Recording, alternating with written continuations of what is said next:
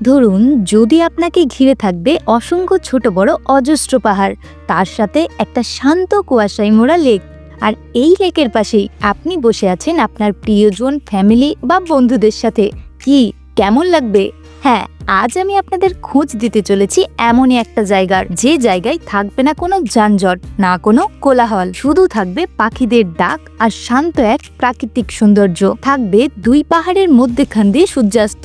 কি যাবেন তো ব্যস্ত জীবন থেকে একদিনের ছুটি কাটাতে? পশ্চিমবঙ্গের আনাচে কানাচে ছড়িয়ে ছিটিয়ে আছে অসংখ্য অব্বিট জায়গা, যে জায়গাগুলো হয়তো তেমন ভাবে কারোর চোখেই পড়ে না, কিন্তু এই জায়গাগুলোর সৌন্দর্য মুখে বলে প্রকাশ করা যায় না। তো আজ আমি যাচ্ছি এমনই একটা জায়গায়। তবে ভিডিওতে আগে যাবার আগে সাবস্ক্রাইব করে রাখুন, কারণ পরেও তো আবার এমন জায়গার খোঁজ দেব নাকি। আমার বাড়ির সব থেকে নিয়ারেস্ট স্টেশনে চলে এসেছি, আর এখান থেকে ট্রেন ধরে যাব আগে আসানসোল, তারপর আবার ট্রেন চেঞ্জ করতে হবে। ট্রেন ঢুকছে, চলো যাওয়া যাক। আসানসোল থেকে দুটো ট্রেন মিস করে এখন ট্রেন পেয়েছি কোনো রকম করে, কারণ এখন ট্রেনের অবস্থা তো তোমরা জানোই, অনেক ট্রেন ক্যান্সেল। তার উপর এটা ওয়েস্ট বেঙ্গল, এখানে কোনো কিছুই সময়ে হয় না, তাই ট্রেন যে রাইট টাইমে পৌঁছাবে সেটাও আশা করা ভুল।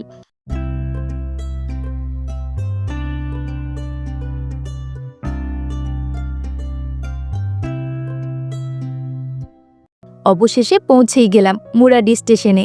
আসানসোল থেকে সময় লাগে 30 মিনিট মতো। তো চলো এখন দেখি কোথাও টোটো অটো পাওয়া যায় কিনা। টোটো তো পেয়ে গেছি, কিন্তু ভাড়া 200 টাকা। তাতে আপনারা 5 জন আসুন বা একজন। আবার ভাড়াটা অনেক সময় জায়গা হিসেবেও কিন্তু ভ্যারি করে।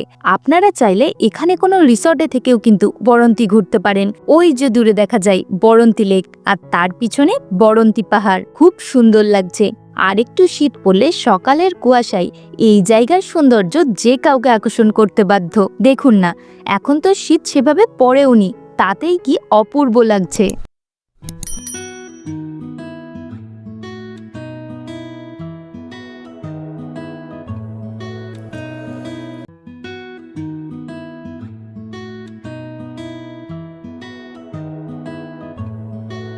এইদিকে মুরাডি পাহাড় আর এইদিকে মুরাডি লেক, আর তার পিছনে বরন্তি পাহাড়।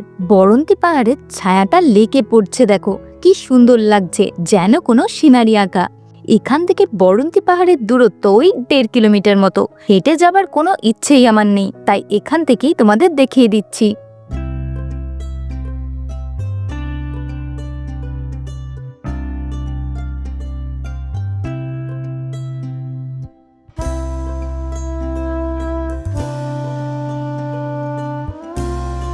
এখানে আশেপাশে অনেক অনেক রিসোর্ট কিন্তু আপনারা পেয়ে যাবেন, তাই একদিন থেকে এই পাহাড়, লেক, আশেপাশের জায়গাগুলো আপনারা ঘুরে দেখতে পারেন। কিন্তু আমি এসছি একদিনের জন্য, তাই আমাকে তো ফিরে যেতেই হবে, না হলে হয়তো পাহাড়ের উপর থেকে আপনাদের ভিউটা দেখাতে পারতাম, সাথে সূর্যাস্ত, যেটার জন্য অনেক মানুষ কিন্তু আশেপাশের জায়গা থেকে এখানে ছুটে আসেন।